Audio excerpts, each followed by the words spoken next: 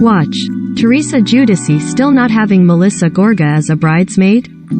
For the past 60 years, it's been impossible to separate Marilyn Monroe's longevity as a superstar from her death. And yet it's the cultural punch she packed when she was alive, radiating beauty and charisma from the screen while her tumultuous personal life perpetually overshadowed her serious acting ability that made people obsessed with her untimely demise. In turn, ever since a 36-year-old Monroe was found dead, or was she, at her Brentwood home on August 5, 1962, for many there's been a mystery to be solved, along with a flesh and blood person to be mourned. There isn't much about the woman born Norma Jean Mortensen that hasn't been thoroughly parsed, from her childhood bouncing between foster homes and never knowing her father to her longing to have a child of her own to her affairs with men in very high places and the subsequent conspiracy theories that her love life got her killed. But as the icon herself is heard saying in the new documentary The Mystery of Marilyn Monroe, the Unheard tapes, now streaming on Netflix, how do you go about writing a life story? Because the true things rarely get into circulation. It's usually the false things. It's hard to know where to start if you don't start with the truth. This film starts with audio recordings from the research that journalist and author Anthony Summers began in 1982, when the Los Angeles County District Attorney's Office started a threshold inquiry into Monroe's death by barbiturate overdose, a precursor to deciding whether to open a full-blown investigation. According to his tally, Summers interviewed 1,000 people, including 650 on tape, 24 of whom are heard from here. While most of the subject matter is well-trod ground, aside from other countless deep dives into her life and death, this project is built upon Summers' 1985 book Goddess, The Secret Lives of Marilyn Monroe. The dichotomy between how the world saw the actress and what her experience of superstardom actually was never fails to leave a haunting impression. And if you don't know the purported real timeline of events that Summers lays claim to, the truth having been hiding on the receiving end of some well-placed phone calls, watching him recount his detective work in that capacity can be quite eye-opening. Here are all the times Marilyn's story made us shout you deserved so much better. At the TV, the soul of an artist. Knowing that her appearance worked both for and against her, though mainly for, Marilyn Monroe wanted more than anything to be taken seriously as an actress. If I am a star, the people made me a star, but I do want to be wonderful, you know? She's heard saying in an audio recording. At another time, she said, "What I'd like to accomplish, I would like to be a good actress, a true actress. An artist, with integrity." Among the dozens of old interview clips included in the Netflix documentary, her gentlemen prefer blondes co-star Jane Russell told journalist Anthony Summers that they'd work all day and Monroe would meet with her acting coach at night. She was very bright and she wanted to learn, Russell said, and was interested in everything to help her control her career. John Huston, who directed Monroe in one of her first films, 1950's Asphalt Jungle, and her last finished movie, 1961's The Misfits, recalled meeting the very fresh, very attractive, rather timid, shy young woman for the first time at her audition, where she read her lines beautifully. And her appeal went beyond her looks, the filmmaker noted. Though she was the sex symbol of this century, he noted in the 1980s, it wasn't just a sex thing at all. Women felt just the same as men. There was something deeply moving about Marilyn, always. Bronx Bomb. Monroe met New York Yankees star Joe DiMaggio after he retired and they dated for more than a year before eloping at San Francisco City Hall on January 14, 1954, the second marriage for each of them. They both wanted children, but otherwise their brief union was plagued by not being on the same page about her. The notoriously jealous DiMaggio was on set the day they shot the iconic windblown skirt moment for the 7-year itch in front of Manhattan's Trans-Lux 52 ND Street Theater, and he blew up about it in the lobby. Talking to Summers, the film's hairdresser Gladys Whitten remembered Monroe coming to work the next day with bruises on her shoulders. With a little makeup and everything, she went ahead and worked, Whitten said. Monroe filed for divorce that October, telling reporters at a news conference with her lawyer, "Our marriage wasn't a happy one, it ended in 9 months. Unfortunately, I don't know what else to say. DiMaggio, who had a son with his first wife, never remarried, and his attorney Morris Engelberg, who was among those at his bedside when he died in 1999, told Vanity Fair that the athlete's last words were, "I'll finally get to see Marilyn." Lasting childhood trauma. Monroe never named names, but she was sexually abused at some point during her girlhood, when she lived in more than 10 foster homes and spent time in an orphanage while her mother was in and out of psychiatric hospitals. She never knew her father. An upcoming French documentary purports to have new information about that mystery, and that absence haunted her throughout her life. She knew people who were psychotic from being molested, and she felt that at least Shed survived that. Her actress friend Peggy Fury told Summers of Monroe's take on her abuse. Monroe once said, as quoted by Summers in the Netflix film, "I knew it was wrong, but to tell you the truth I think I was more curious than anything else. Nobody ever told me about sex, and frankly I never did think it was all that important." Dress manufacturer and close Monroe friend Henry Rosenfeld claimed to Summers that Monroe, one night during a party game in which everyone was sharing what they wanted most in the world, said she'd wanna put on a black wig, pick up her father at a bar, have him make love to her, and then she'd say, "Well, how does it feel now to have a daughter that you've made love to?" The Crucible. By all accounts, including her own, asked by a reporter what attracted her to him, she replied, "Have you seen him?" Monroe was head over heels for playwright Arthur Miller, whom she married in 1956. And he saw potential in her. Arthur Miller thought she was really intelligent and had a brain that was never cultivated. And that's where he courted her, Monroe's friend Arthur James posited to. In London while Monroe was directed by Laurence Olivier in 1957's The Prince and the Showgirl, she saw some of Miller's notes lying around and was devastated to read some very disparaging words about how disappointed he was by his wife and that he had thought she was some kind of angel, but he was wrong. Meanwhile, she was telling people she couldn't wait to wrap that film, for which she was nominated for a BAFTA for Best Foreign Actress, so that she could go home and have a baby. Marilyn's biggest heartbreak. After having a miscarriage in September 1956 and losing an ectopic pregnancy in 1957, Monroe was pregnant again during the making of Some Like It Hot in 1958. And though she was slightly discombobulated at all times, as director Billy Wilder put it to Summers, it's one of her best, most enduring films. "I had no problem with Monroe," Wilder emphasized. Monroe had problems with Monroe. She had problems with herself. She miscarried again that December, after they finished filming. Not herself.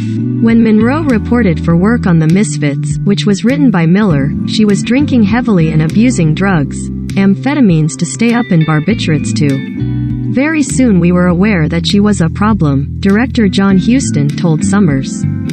"She'd be late on the set always. Sometimes the whole morning would go by. Sometimes she'd be alright. Occasionally, she'd be practically non-compos mentis, meaning not of sound mind." Huston said he found out over the course of the film what the problem was, and I remember saying to Miller one day, he recalled, "I said, you know, that if she went in at the rate that she was going, she'd be in an institution in 2 or 3 years, or dead. And I said anyone who allows her to take a drug ought to be." 3 days after The Misfits wrapped, co-star Clark Gable had his 4th heart attack and died 11 days later, on November 16, 1960. Monroe and Miller divorced in January 1961. Help? Monroe spent 4 days at the Payne Whitney Psychiatric Clinic in New York, and reporters and photographers were waiting for her the minute she stepped outside, having received word that she was there to be treated for a sleeping pill addiction. "I feel wonderful, thank you," she replied when asked how she was doing. In the mood for love. Monroe grew relatively close to the family of the psychiatrist who treated her in the last year of her life, Dr. Ralph Greenson.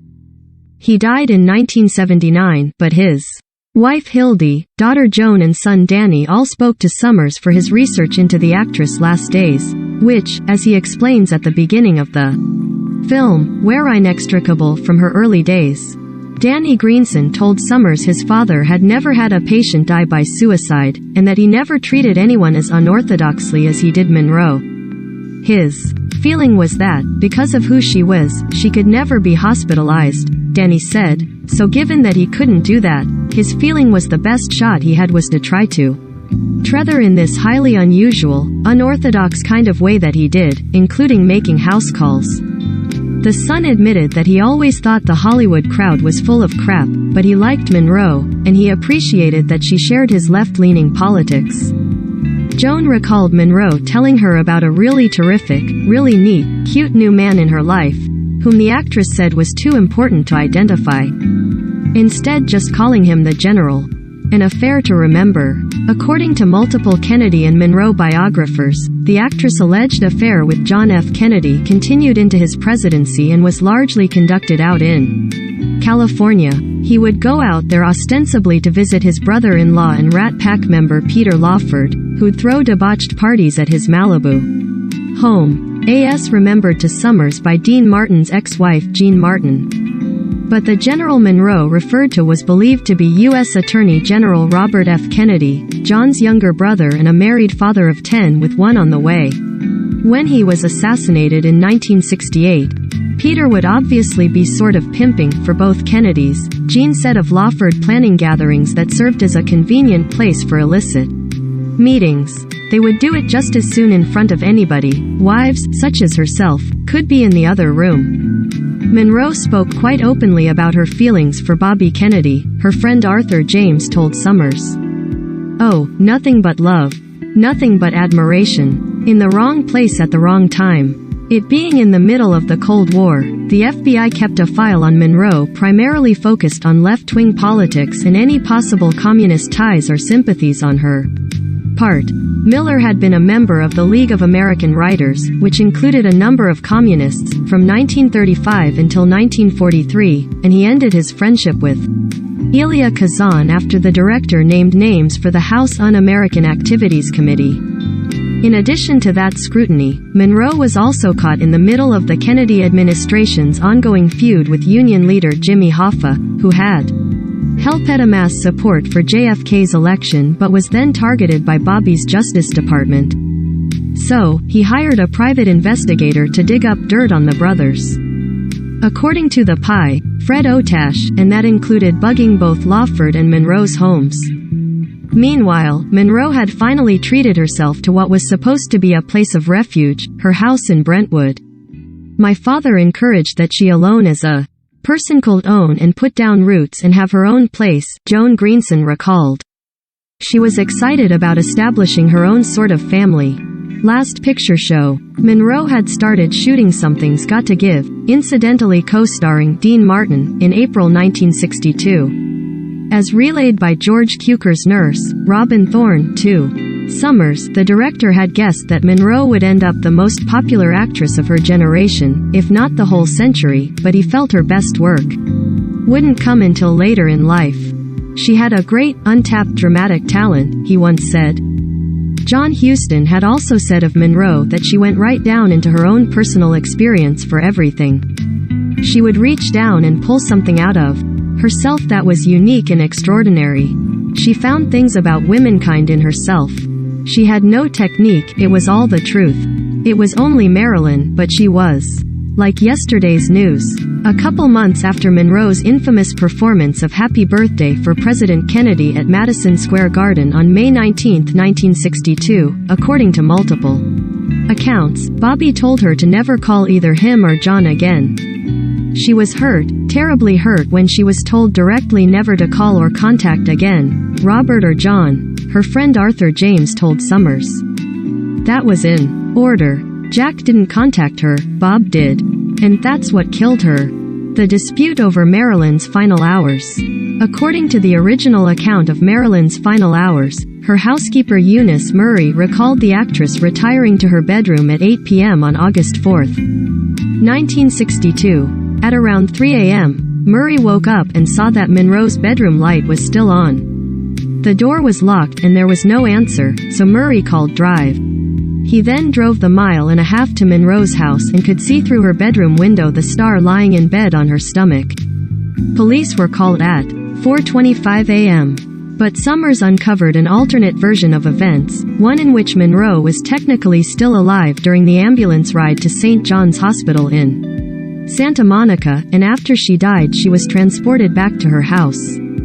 All of which was purportedly to give Bobby Kennedy enough time to get to the airport and have Monroe's home cleared of any trace of her association with either brother. The Marilyn report. But despite the pileup of innuendo and finger-pointing, Summers' conclusion was still that Monroe took too many sleeping pills all on her own and died.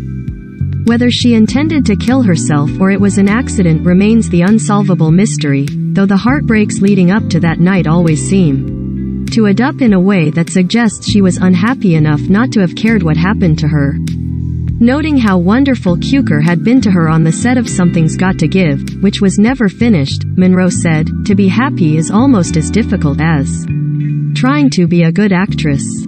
You have to work at both of them." The Los Angeles DA's 1982 inquiry, which started in the face of renewed speculation that Monroe was murdered because of her political ties, reconfirmed the original findings from 1962. Based on the evidence available to us, it appears that her death could have been suicide or come as a result of an accidental drug overdose, then District Attorney John Van de Kamp said at a press conference.